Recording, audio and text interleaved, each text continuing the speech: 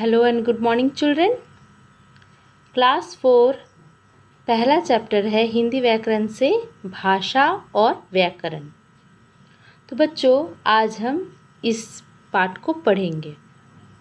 पहले हम जान लेते हैं भाषा क्या है।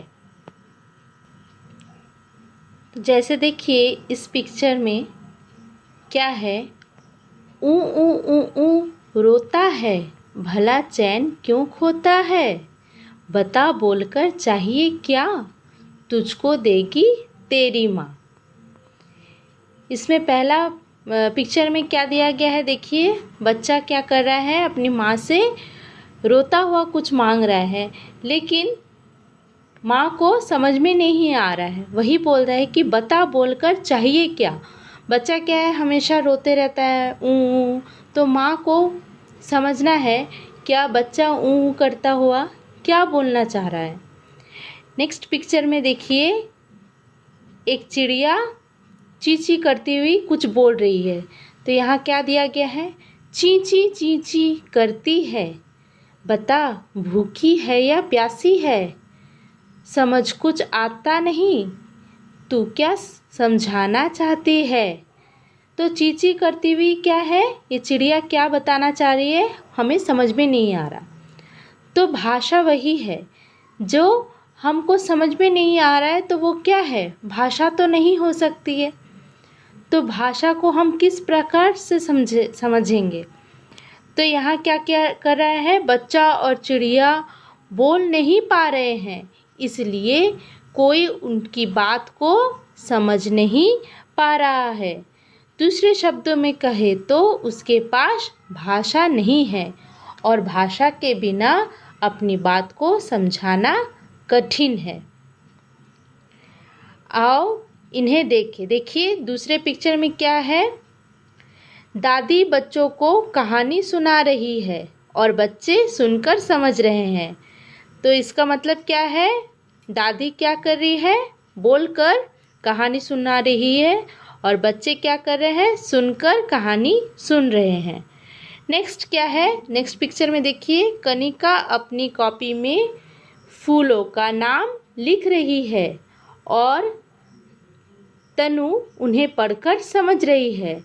मतलब कनिका क्या कर रही है, लिख रही है और तनु क्या कर रही है, पढ़ रही है। तो यह लिखने और पढ़ने का काम कर रहा है। तो आइए अब हम चैप्टर पर जाते हैं। हमारा भाषा और व्याकरण चैप्टर में क्या दिया गया है, संसार में हर प्राणी अपने विचारों को दूसरों तक पहुंचाने के लिए किसी न किसी माध्यम को अपनाते हैं। कोई हंसकर अपने विचारों या भाव को प्रकट करता है, तो कोई रोकर, कोई नाच गाकर संगीतमय ढंग से अपनी बात कहना चाहता है, तो कोई लिखकर। अतः हम कह सकते हैं कि जिस साधन से हम अपने विचार या भाव बोलकर या लिखकर प्रकट करते हैं और दूसरों के विचार सुनकर या पढ़कर समझते हैं, उसे भाषा कहते हैं। तो देखिए बच्चों, यहाँ भाषा की परिभाषा दी गई है। ये यहाँ से यहाँ तक भाषा की परिभाषा है, ठीक है। अब जानते हैं भाषा के कितने रूप हैं। भाषा के 2 रूप हैं, मौखिक और लिखित। देखिए भाषा को हम इंग्लिश में लैंग्वेज कहते हैं। भाषा के 2 रूप हैं, मौखिक भाषा, लिखित भाषा। मौखिक भाषा को इंग्लिश में ओरल लैंग्वेज कहते हैं और लिखित भाषा को रिटन लैंग्वेज। आइए अब जानते हैं मौखिक भाषा किसे कहते हैं। मुंह से बोली जाने वाली भाषा मौखिक भाषा कहलाती है। व्यवहार में मौखिक भाषा का प्रयोग ही अधिक होता है। परस्पर वार्तालाप, वाद विवाद, अध्यापन, उपदेश व भाषण आदि मौखिक भाषा के ही विविध रूप है।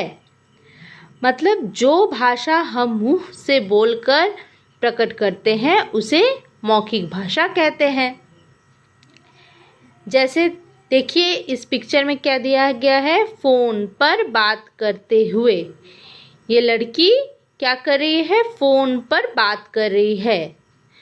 वो जो बात कर रही है, ये बात कर रही है, तो दूसरा जो है वह सुनकर मौखिक भाषा का प्रयोग किया जा रहा है। बोलना और सुनना। देखिए नेताजी भाषण देते हैं, यहाँ नेता क्या कर रहा है, भाषण दे रहा है, और दूसरा जो है सुन रहा है। तो मौखिक भाषा में है बोलना और सुनना। मौखिक भाषा समझ में आ गया। नेक्स्ट चलते हैं लिखित भाषा। लिखित भाषा में क्या है, लिखकर अपनी बात या विचार प्रकट करना लिखित भाषा कहलाती है। पत्र लिखना, अध्यापक का श्यामपट्ट पर लिखना, पुस्तकें व समाचार पत्र आदि लिखित भाषा के ही विविध रूप है। लिखित भाषा का मतलब क्या है, जो भाषा हम लिखकर या पढ़कर समझते हैं उसे लिखित भाषा कहते हैं। जैसे क्या दिया गया है, पत्र लिखना। जब हम पत्र लिखते हैं किसी को, तो हम जब लिखते हैं वह पत्र, दूसरा व्यक्ति जो है वह उस पत्र को पढ़कर समझता है, वह लिखित भाषा के अंतर्गत आ गया।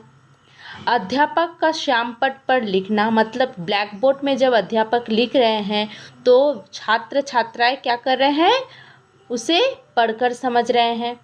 पुस्तकें व समाचार पत्र आदि लिखित भाषा के ही विविध रूप है। मतलब पुस्तकें जो पत्र है, पुस्तकें पढ़ना, पत्र समाचार का पत्र पढ़ना, यह सब कुछ क्या आ गया, लिखित भाषा के ही रूप में आ जाता है। नेक्स्ट है पिक्चर में क्या दिया गया है, देखिए अध्यापक श्यामपट्ट पर लिखते हुए विद्यार्थी को क्या कर रहे हैं, पढ़ा रहे हैं। वो अध्यापक क्या कर रहे हैं, लिखित भाषा का प्रयोग कर रहे हैं। दूसरे पिक्चर में क्या दिया गया है, समाचार पत्र व पत्रिकाएं।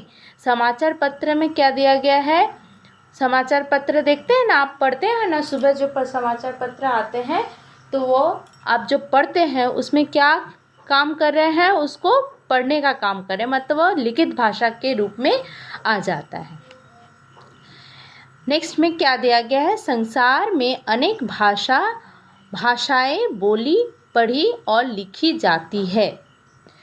भारत में सबसे अधिक हिंदी बोली जाती है। कश्मीर से कन्याकुमारी और गुजरात से अरुणाचल तक हम कहीं जाएं, हिंदी से हमारा काम चल जाता है।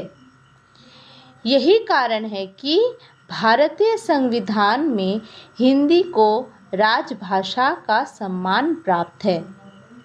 वैसे अलग अलग राज्यों की अलग अलग भाषाएं हैं।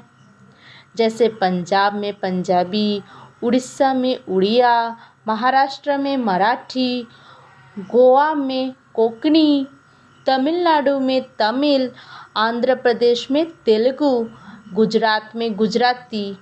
वैसे ही वेस्ट बंगाल में बंगाली, मतलब हमारे बंगाल में क्या है, बंगाली का प्रयोग किया जाता है।